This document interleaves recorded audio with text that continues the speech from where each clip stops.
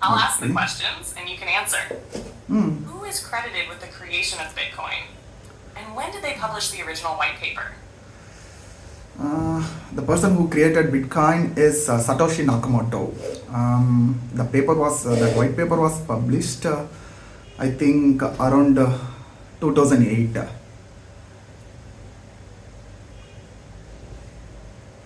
That's right. Satoshi Nakamoto is the pseudonymous person or group credited with creating Bitcoin. The white paper, titled Bitcoin, a peer-to-peer electronic cash system, was published in 2008. It outlined the concepts of a decentralized digital currency based on blockchain technology. What happened next after the white paper was released? After that, I think around 2010, the first Bitcoin transaction happened. For a single person bought two pizza for 10,000 Bitcoins. That was the first ever transaction happened using the Bitcoin. Real life example, that is.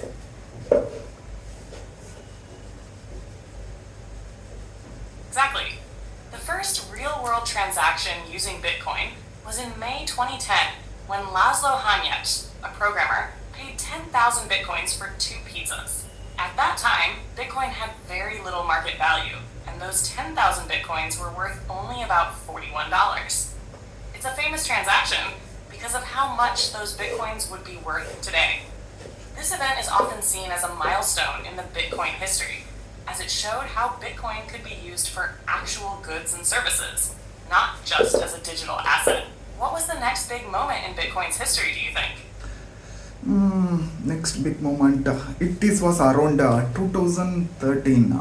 There was a banking crisis which made people to lose trust in the current banking, international banking thing, and so they want an alternative way of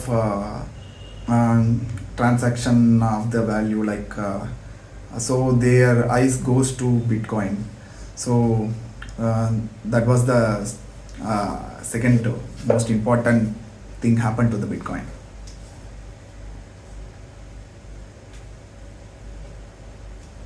Yes, you're right. Around 2013, the banking crisis and the global financial instability following the 2008 recession caused people to lose trust in traditional financial institutions. The crisis sparked interest in Bitcoin as an alternative, decentralized form of money that wasn't controlled by governments or banks. This was a pivotal moment in Bitcoin's history, as it gained more attention from people seeking a system that couldn't be manipulated or devalued through inflation. Bitcoin's promise of financial autonomy and security attracted more people, and its price also began to rise during this period, cementing its place in the wider public consciousness. Do you know about any other major events in Bitcoin's development after that? Um, I'm not sure about major events. Maybe can you ask about in detail?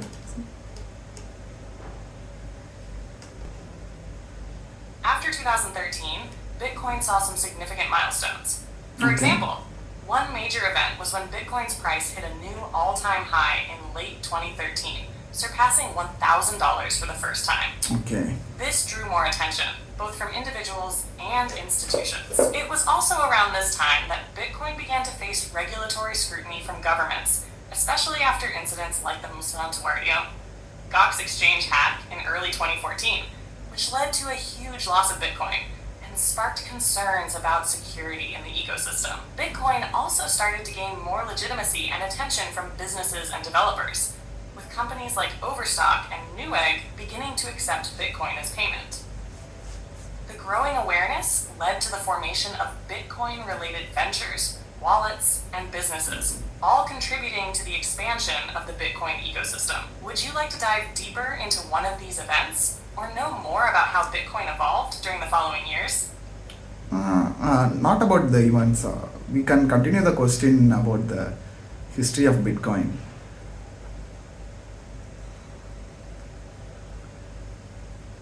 Let's continue the conversation with more questions about the history of Bitcoin. Yes.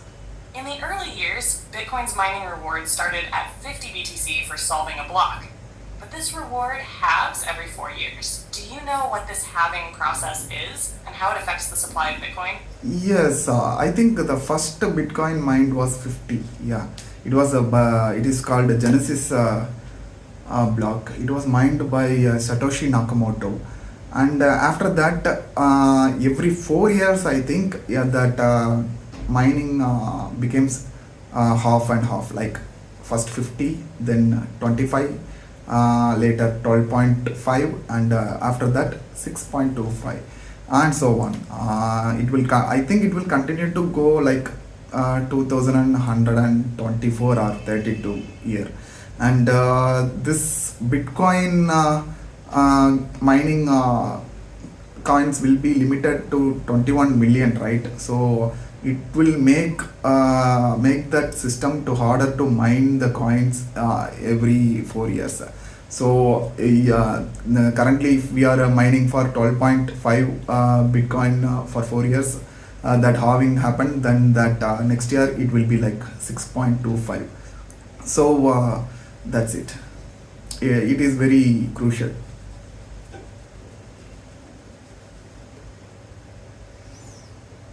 You're absolutely right. The process you're referring to is called the Bitcoin halving, and it happens roughly every 4 years, reducing the mining reward by half. This system started with 50 BTC per block when Bitcoin was created. The first halving took place in 2012, reducing the reward to 25 BTC.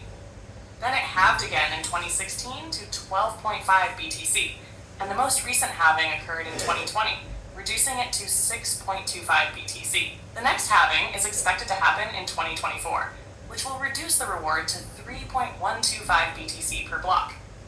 This halving process ensures that the total supply of Bitcoin is capped at 21 million BTC, which is a key feature designed to prevent inflation. Over time, this reduces the rate at which new Bitcoin enters circulation, making it increasingly harder to mine new coins, especially as the rewards decrease. The fact that there's a fixed supply of Bitcoin is what contributes to its value proposition, making it a deflationary asset, unlike traditional fiat currencies that can be printed by governments at will. Do you want to dive deeper into how mining works? Or would you like to move on to the next part of Bitcoin's history? Yes, I want to say that miners use high-end system to mine bitcoins. So it will be harder for them to, like for example, that after the halving process, they have to put more resource to mine the half of that old coins, actually old number. So this is very important, and it also creates its value higher, actually. And the system is locked into certain number of bitcoins for 4 years, right? So that it makes it very scarce to obtain new bitcoins, and miners are very important. Yeah.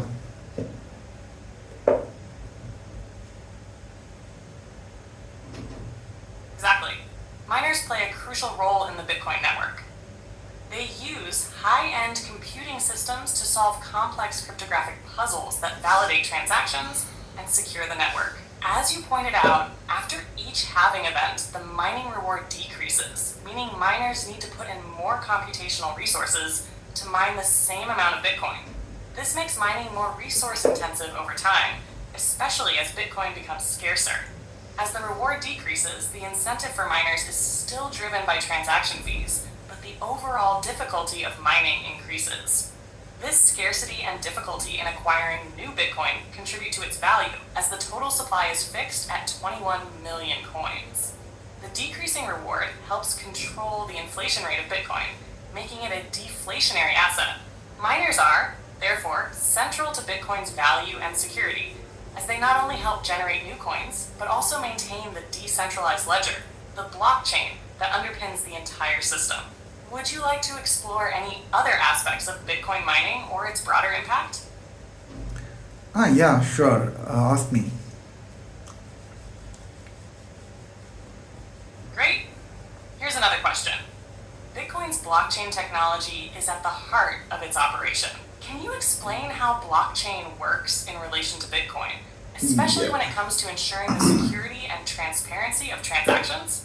Yes, Bitcoin's blockchain technology uses something called public ledger. For example, if I am transferring some Bitcoin to my friend, both of them will be recorded to the public ledger, which is connected to every Bitcoin which is created in the world. So it is available for public to know which Bitcoin is when it is created, where it is, and how many times it was transacted, and currently it is where who has that actually.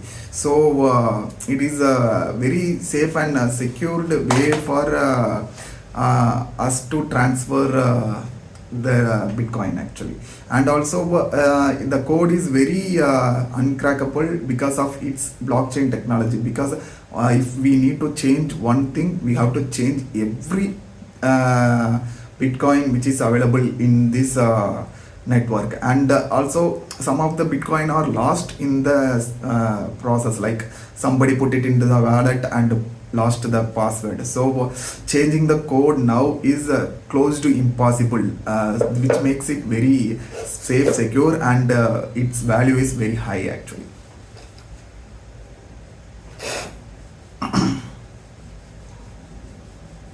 You explained it really well. Bitcoin's blockchain is indeed a public ledger that records every transaction made on the network.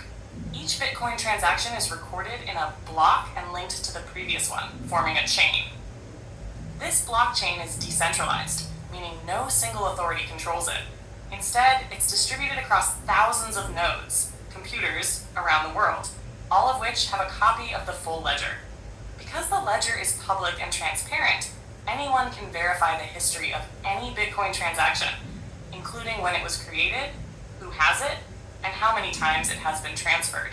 This transparency ensures trust in the system, while the decentralization means that no one person or entity can alter the history. As you mentioned, to change a single transaction in the blockchain would require altering every subsequent block, which is practically impossible due to the computational power required. This makes Bitcoin extremely secure. Additionally, many Bitcoins have been lost due to people forgetting their private keys or passwords, which further limits the available supply and can increase its scarcity. This combination of transparency, security, and scarcity is what helps make Bitcoin a valuable and trusted asset. Would you like to dive into another part of Bitcoin's history or discuss how the blockchain works in more detail? Today we can stop here.